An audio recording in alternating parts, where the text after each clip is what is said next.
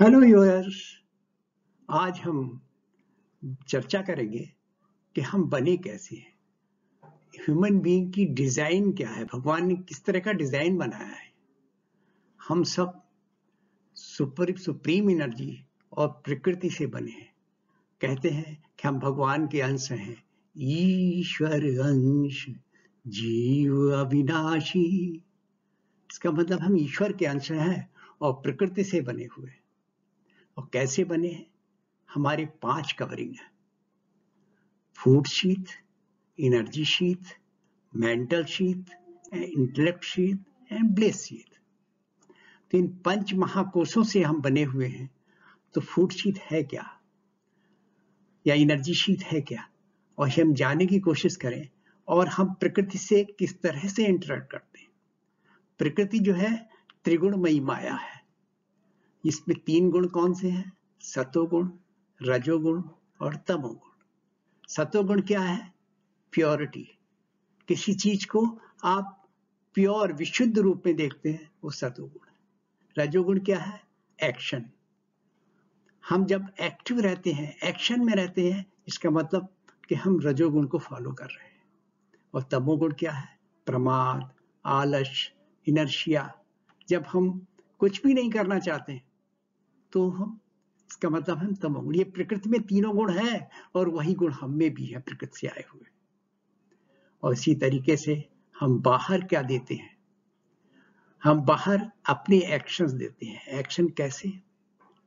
Physical action देंगे, या तो मेंटल एक्शन होंगे हमारे, या इमोशनल एक्शन होंगे, या स्पिरिचुअल एक्शन होंगे। और सभी एक्शंस में हमारी एनर्जी लगती है।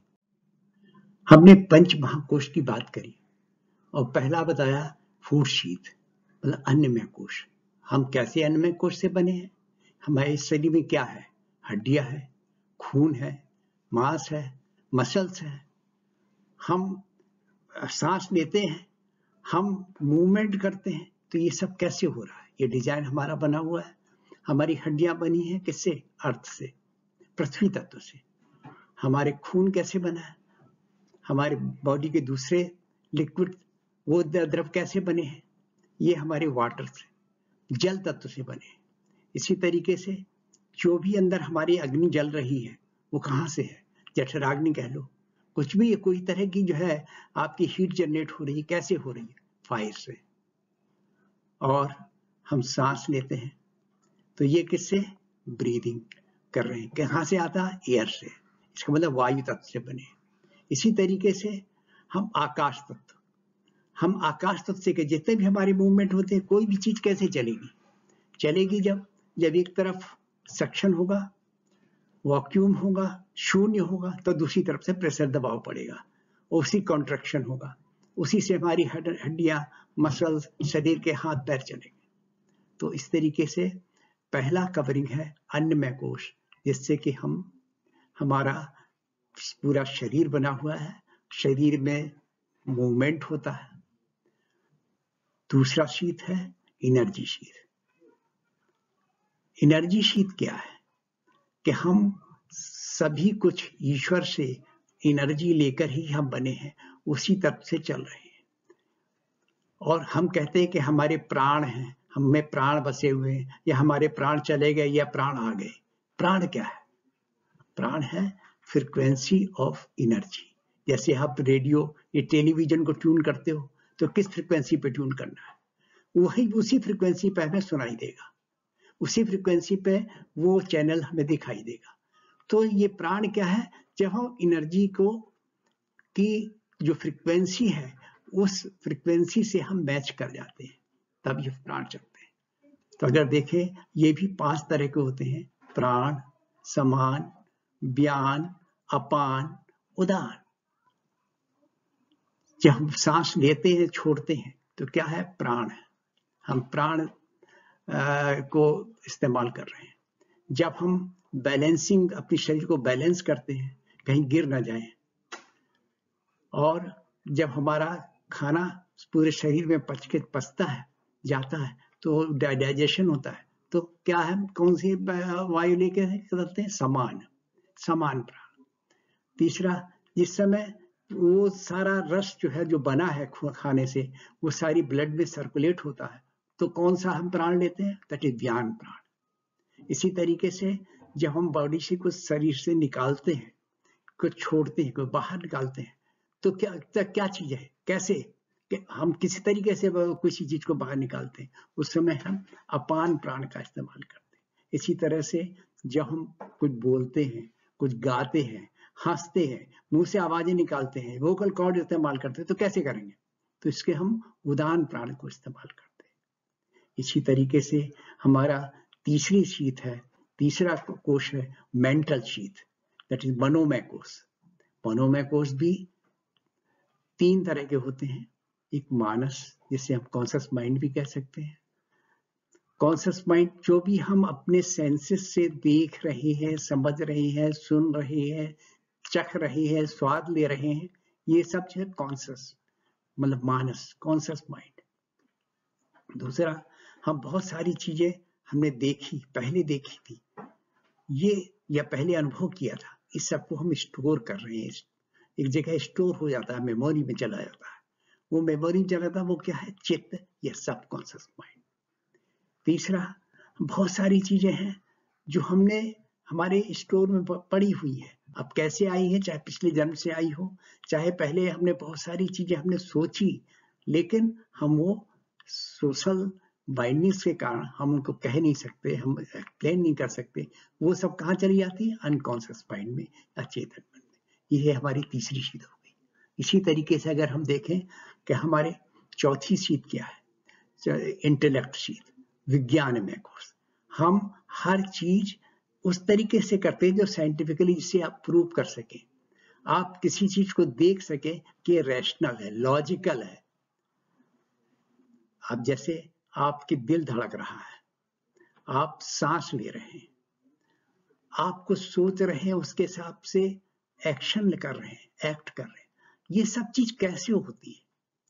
बहुत सी चीजें अगर आपके कंट्रोल में दे दी जाए तो आप हो सकता है उसका दुरुपयोग कर ले, मिसयूज कर ले। अगर आप देखें कि दिल धड़क रहा है, आप 1 मिनट को दिल को बंद नहीं कर सकते। अगर दिल को बंद कर दें, आपके हाथ में दे दिया है, आप दिल को बंद कर देंगे, आप जीवित नहीं रह पाएंगे। तो इसमें अगर देखें कि साइंटिफिकली क्या आवश्यक है, क्या नहीं, ये ईश्वर ने हमारे शरीर में डिजाइन में रख दिया है।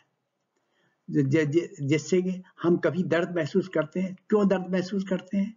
इसलिए दर्द महसूस करते हैं कि वो चीज कंफर्टेबल नहीं है, कहीं पर कुछ गड़बड़ है, ये बताने के लिए हम दर्द महसूस करते हैं।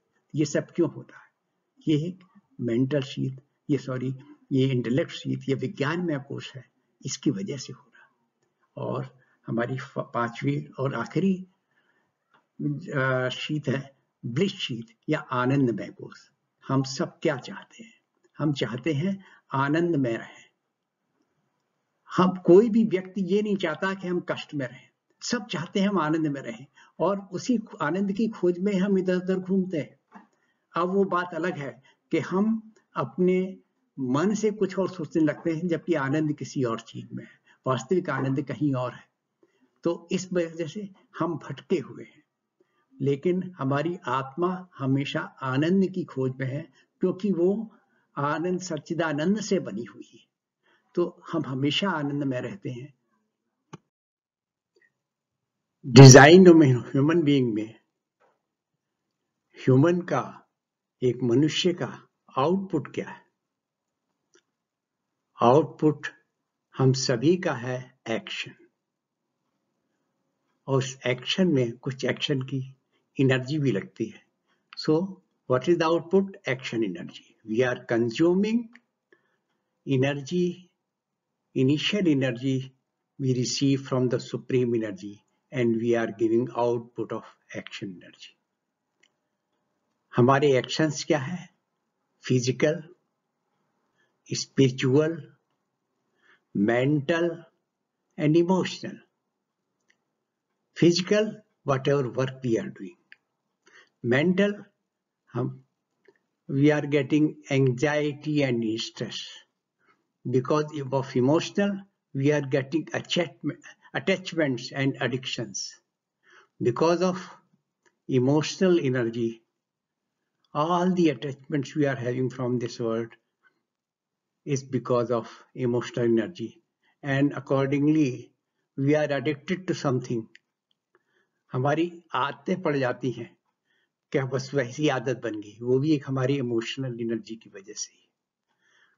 तो हम कंज्यूम कर जाते हैं मेंटल एनर्जी और इमोशनल एनर्जी, जो हमें बाद में हमारे लिए ही नुकसानदायक रहती है।